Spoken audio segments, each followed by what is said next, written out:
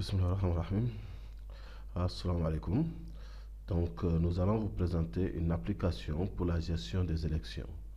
Cette application est peut-être très bien utilisée par les partis ou bien toute autre association qui aimerait gérer les élections, avoir un aperçu sur les élections. Donc, cette application, on peut l'utiliser en deux manières. On peut l'utiliser en ligne, ça veut dire qu'on va acheter un nom de domaine et on va l'héberger, ou bien on peut l'utiliser en local. L'utilisation en ligne va permettre à chaque parti de donner la possibilité à ses candidats, à ses membres, de pouvoir s'inscrire directement en ligne. Donc, tous les membres du parti peuvent venir se connecter, créer un compte et s'inscrire en ligne facilement. Une fois connectés sur l'application, nous allons nous retrouver sur cette interface où nous avons la partie électeur, la partie parti politique, finance et analyse. Donc ici, électeur, c'est là où je vais enregistrer mes électeurs. Donc, à partir de là, je peux enregistrer tous mes électeurs.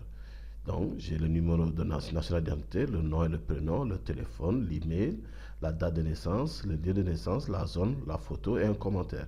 Bien sûr, ces items, on peut très bien les ajouter. Si vous voulez personnaliser, vous voulez ajouter d'autres champs, c'est possible de le faire. Il suffit juste de nous demander, on peut le faire. Donc là, je vais cliquer sur Nouveau et il suffira de renseigner les informations. Donc, vous voyez ici, c'est une petite indication qui dit, OK, ça, c'est le numéro national d'identité. Donc, on met le numéro national, le nom de prénom de la personne, on remplit.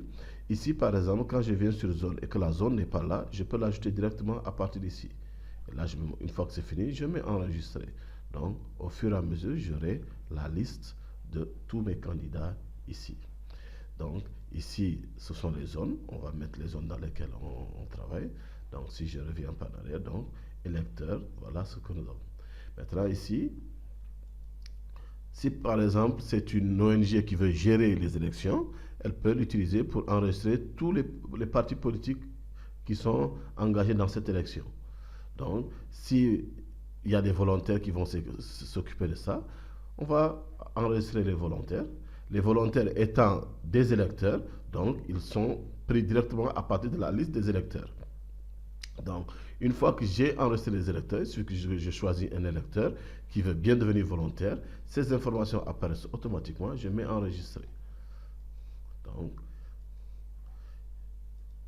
et les événements, si par exemple je dois organiser un meeting ou bien une réunion ou quelque chose, je vais mettre ici, mes événements ici, je vais dire OK, le lieu, la personne à contacter, la date, etc. On a telle ou telle chose qu'on veut organiser. Donc là, nous allons pouvoir enregistrer nos candidats. Donc là, je vais sélectionner, je vais ajouter. Donc, je mets, bon, ce numéro est automatique, le candidat 1, le nom de son parti, le nom du candidat en lui-même, son représentant, les membres de son bureau, son email, téléphone, etc.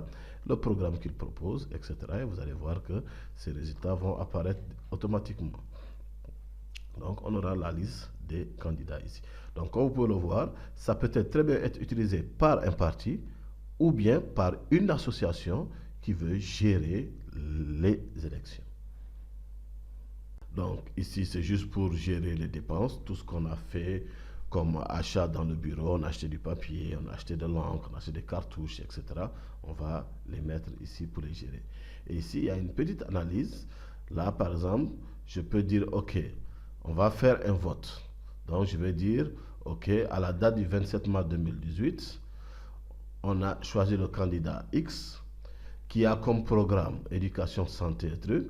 Donc, quel est le vote de la population? Donc ici, si je regarde, on me dit que le vote est sur 100. Donc, les gens vont voter. Donc, celui-là, on peut dire qu'à cette date-là, il a eu 65 points.